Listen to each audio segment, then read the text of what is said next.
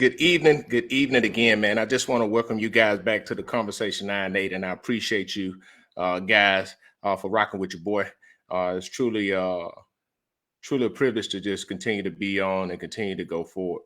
I hope all of you guys are doing well. I'm excited to be back before you guys and be back on again, um, like usual. But I'm very excited, man. I just want to wish everybody doing well. Prayers for the Hobson family back home in Greensboro, Alabama. Praying for them during this time, as well as thoughts and prayers out to everybody out there. Uh, but just want to send a shout out to them. Thankful for another day, another opportunity to be here, be on here, be before you guys. And I think the conversation tonight is going to be a good one. Looking forward to the interaction, looking forward to the conversation. Um, uh, on this one tonight. Again, also football season is going, so we got some good football going on. So I know a lot of people excited. And winter is coming. So I just wanted to just send this to you guys. Make sure you share this. Let me know where you're tuning in from. Let me know where you're watching from. And hey, we're gonna go ahead on and get started. But again, thank you guys so much for rocking with your boy. It does mean a lot. Um, but we're gonna get right on with it. Right on with it this morning. Right on with it. I said this morning, but this evening. Um, uh, but yeah, I was thinking and talking and meditating about what we were going to talk about this weekend. You know, this thing popped up, and the thing that we're going to talk about this week is, um, we have to learn to sit in it, to deal with it, so we can come out of it. And that's one of the things that I wanted to talk about because so many times, we find ourselves stuck in situations. We find ourselves stuck in situations and circumstances, um, and we want it to go away. But in order to come out of something, you first have to uh, accept the fact that you're in it. You first have to deal with the reality that you are in it in order to come out of it, right? And we have to learn to sit in it, like because yeah, if I leave and I don't learn, then if I don't learn from being in it, I can easily go back in it. So a lot of times we have to sit in that thing, and I'm not telling us to wait in there, but sometimes we have to sit in it so that we can deal with it and deal with the why we got in there, so we can come out of it. So we got to learn to sit in it, to deal with it, so we can come out of it. That is what I really wanted to talk about because there's so many things in our lives, so many situations in our lives that we can find ourselves in. But so many times we just try to skip the steps. And what I've learned is life is about process. It is about process. Um, you know, um, One thing that I've learned in life is that in life is about processes. And there are some things, right, that we're not going to be able to skip. Some steps we're not going to be able to skip. Some things that we're going to have to go through the full process of it to learn from it, so that we can take it. That can be a part of who we are, and we can learn what we need to learn from it. Like we're not going to get skipped in our life lessons, right? So many of us we find ourselves in the same place at the same time next year, and the year after next, and the year after next, because guess what? We don't want to sit in it, right?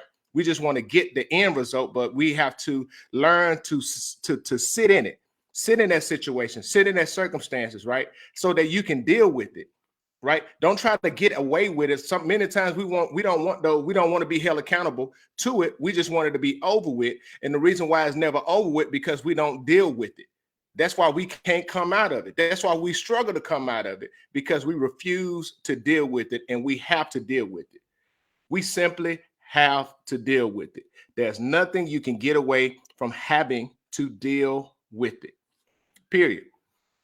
I mean, and this is one of the funniest things is one of the funniest things is um, many of us refuse to we don't want to sit in it to deal with it so we can come out of it, because the thing that we have to deal with it is ourselves.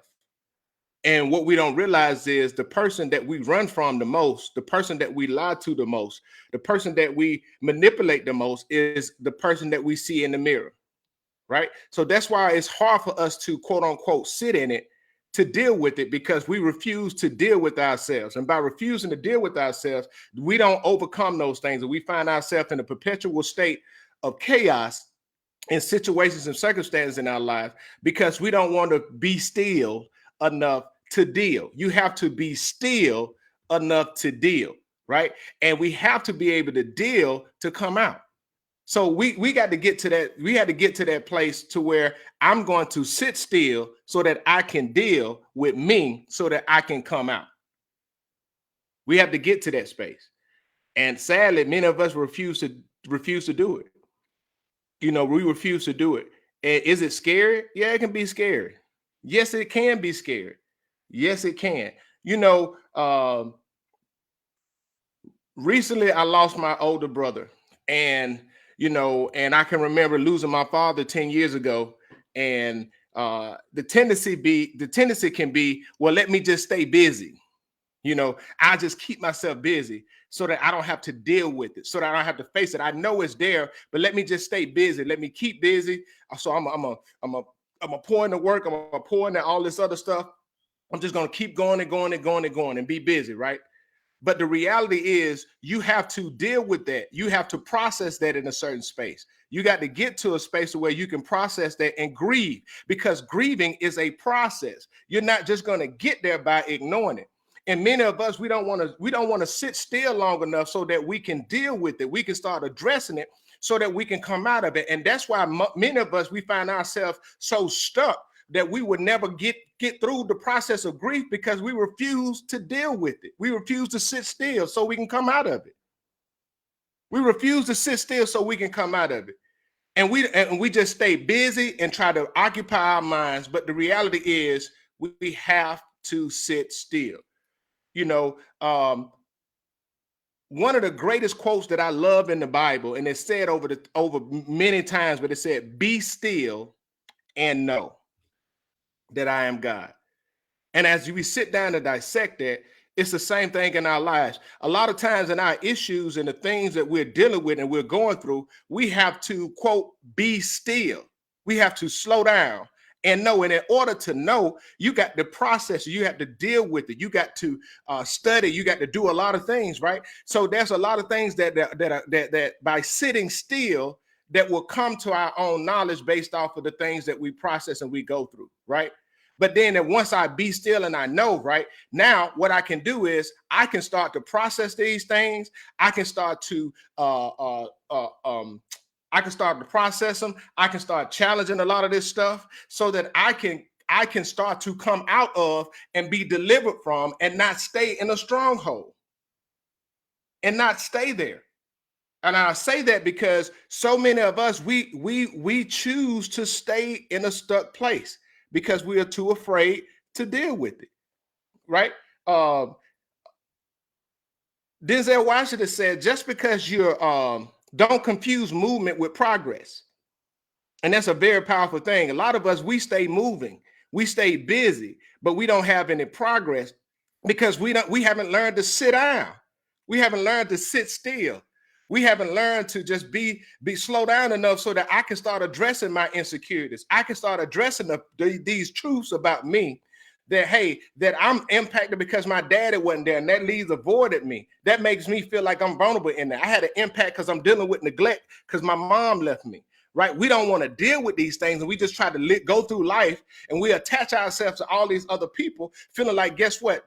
You know, these people are good, yeah, but we are not even be able to be whole, right? And we stay stuck. We stay stuck being that little boy. We stay stuck being that little girl, all because we refuse to sit down and deal with ourselves so that we can come out and overcome that and be healed from that stuff that's in our past. Like, we don't like to do that.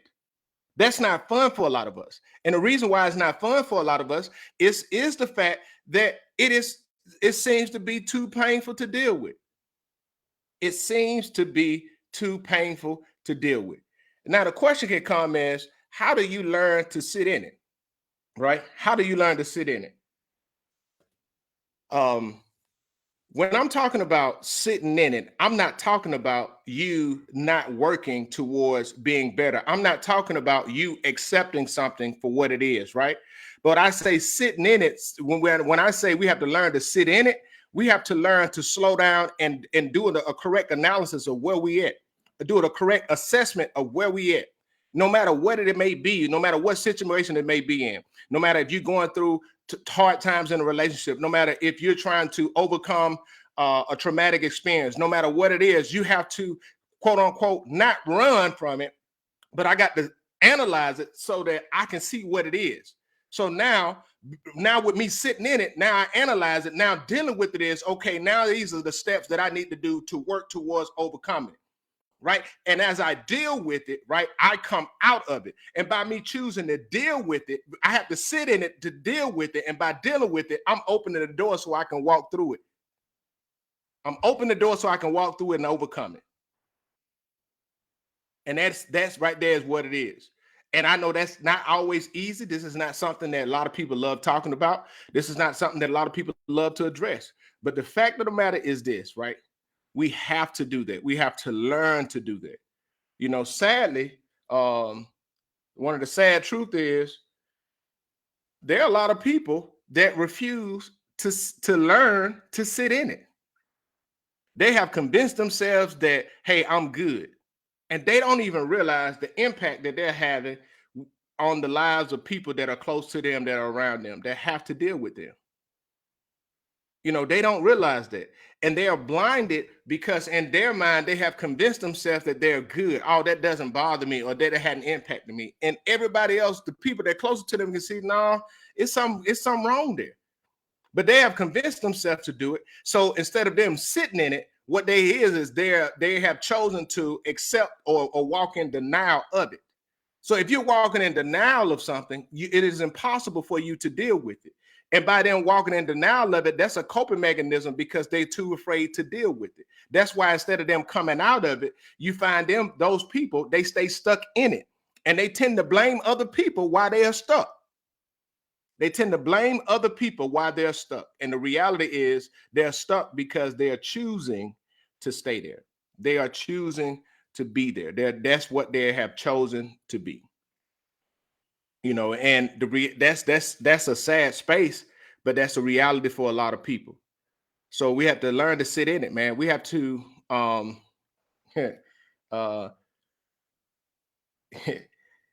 we have to sit in that pain. And I'm not saying dwell in it or identify, but we got to sit in that disappointment. We have to sit in that feeling of failure. We have to sit in that letdown so that we can process how is that thing, how it's impacting us. We have to process how that is impacting us so that now I can deal with it. Now, if I process that feeling of failure, okay, now I can process what led up to it. Okay, what are some of the things that I needed to do that was in my control that I could go back and address and change and make better? You see what I'm saying? And through that process, if I don't never sit in it and analyze that failure, analyze that disappointment, analyze that loss, analyze that failure, I'm never going to get to a space where I'm able to deal with it so that I can eventually come out of it. That's the process. And that's why it's so important to sit in it, to deal with it, to come out of it. That's why it's so important. That is the reason why. And whatever situation it may be, it can be personal, it can be professional, right? It can be in whatever it is, right? We got to learn to sit in it. Because see, and this is a good one, right? This is a good one. See, when we learn to sit in it, right? That sitting in it positions us to be able to have clear understanding or clear sight and see it for what it is, whatever that situation is. We'll be able to see it for what it is, and our sight won't be contaminated by how busy we are or how much we're trying to move, right?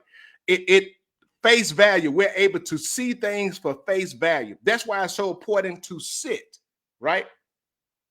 We just sit down. Now, when my sight is good, now I can start to come up and develop a plan by connecting with different people, reading, studying, understanding on ways of what I can do to come out of it. And the coming out of it, right, is totally dependent on my willingness to sit in it. so that I can not only sit in it, now I can develop a plan of action so that I can start to work on what I need to work on to fix my deficiencies so that I can walk out of it and come out of it. And that's part of it. And that it does not matter whatever it is in life. It does not matter. But the sad reality is there are so many people that are afraid to just sit still enough to deal with things that are impacting them. They are so afraid to deal with to sit still enough, right? Why are people so afraid to sit still? I think people are afraid. I think people are afraid to sit still because sitting still forces them to deal with or face the fears of their vulnerability. Because when things happen to us, we feel like, a lot of us, we develop insecurities about certain things that may have happened to us, and we feel vulnerable. And by feeling vulnerable, what it scares us that if I ever allow myself to be in that space again, that's a trigger for a lot of us in certain things, right? And I acknowledge that there's different levels to it. There's different levels, and I fully acknowledge those levels. But what I do want to address is, right, either you will address it or get to a space to where you will start to get the courage to address it. Because if you never address it, it will continue to remain and have power over you until you get the courage to address it so that you can deal with it, so that you can come out of it. And dealing with it doesn't mean that it will ever go away. But once you deal with it, what that does is they give you the steps of how you can operate better in your life and how you can move differently. So that's something that's something that is powerful from a healing perspective. From a healing perspective. But sadly, a lot of people, man, they refuse to deal with it. And they listen, when you refuse to deal with things, right? Or sit still enough to not only assess it, but deal with it, right? What you end up doing is you will eventually project the very same thing that you fear onto other people that are around you. They have to deal with it either with you in relationships, they had to deal with you on the job, they had to deal with you at church or different organizations. And people, you'll begin to identify by the very same thing of your own coping mechanism, all because you're too afraid to sit down to deal with those things that's bothering you. That's why you find people always got to be like they're in control. That's why they can't just never sit back and be a part of something. It always have to go their way. And you be just wondering, like, dang, is that their type? No, it's something happened and they refuse to sit down long enough to deal with it so they can come out of it. But they begin to identify by that, and that's their problem.